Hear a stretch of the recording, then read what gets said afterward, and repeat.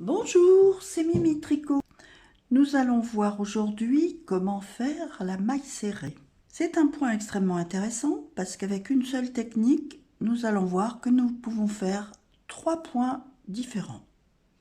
J'ai fait ma chaînette comme d'habitude. J'ai mis un marqueur dans la première maille formée par le nœud coulant. Et dans la dernière maille, j'ai fait 15 mailles. Et là, je vais faire une maille en l'air pour démarrer mon rang. Je vais en profiter pour vous montrer comment faire un premier rang, quel que soit le point d'ailleurs, vous pourrez toujours commencer par un rang de mailles serrées, sauf indication de votre modèle, parce qu'il y a plusieurs façons. La logique, quand on est comme ça devant une chaînette, c'est de piquer ici. Après, je vous montrerai la technique exacte de la maille serrée. Pour l'instant, on va voir comment faire un joli démarrage.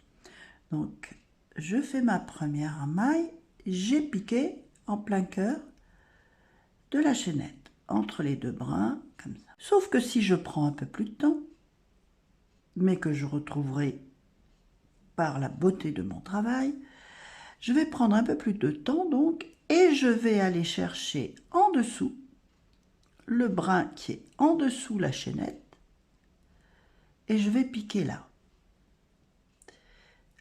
Je vais me retrouver avec les deux brins de la chaînette sur le dessus du crochet et dessous une seule maille, un seul brin si vous préférez. Je vais faire mon jeté et ma maille serrée comme je dois la faire. Je vais piquer en dessous. Vous voyez que les deux brins de la chaînette sont bien sur mon crochet et le troisième brin en dessous. Et je fais mon point. Je pique en dessous et je fais mon point. Cette façon de faire va vous donner un point beaucoup plus joli et surtout votre ouvrage va être beaucoup plus solide dans le temps. Nous allons revenir à notre point de départ pour la maille serrée. Donc, je fais une maille en l'air, j'ai mis mes marqueurs. Tant que je ne suis pas à l'aise, je mets des marqueurs. Gardez bien ça en tête. Donc, je fais une maille en l'air qui me compte pour une première maille.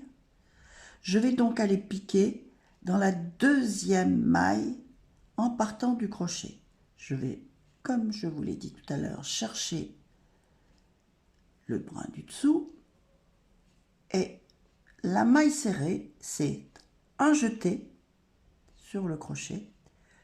Je vais tirer vers moi la boucle ou la maille, comme on veut, les deux termes sont bons.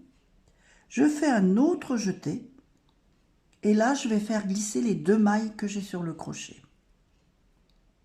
Je vais chercher en dessous le brin, je pique, je fais un jeté, je tire une boucle, je me retrouve avec deux mailles sur mon crochet, je fais un autre jeté, je tire et je fais glisser les deux mailles.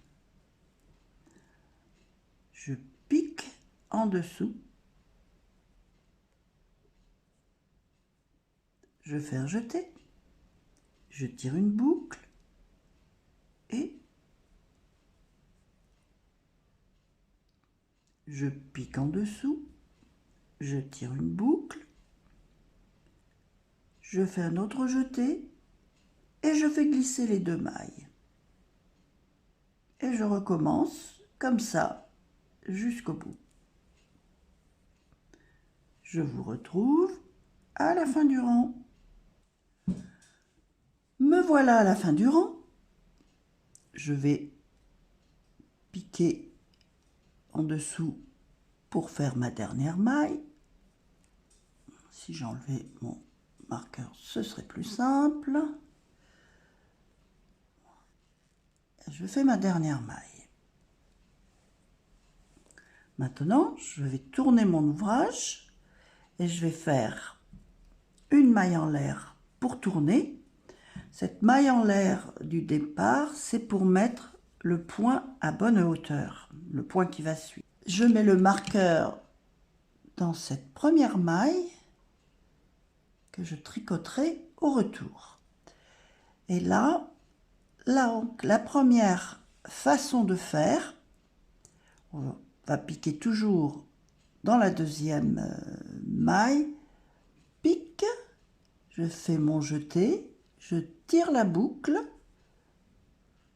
et je tire pour faire glisser les deux mailles. Je pique, je tire la boucle, les deux mailles qui sont sur mon crochet, je vais les faire glisser et j'ai ma maille serrée.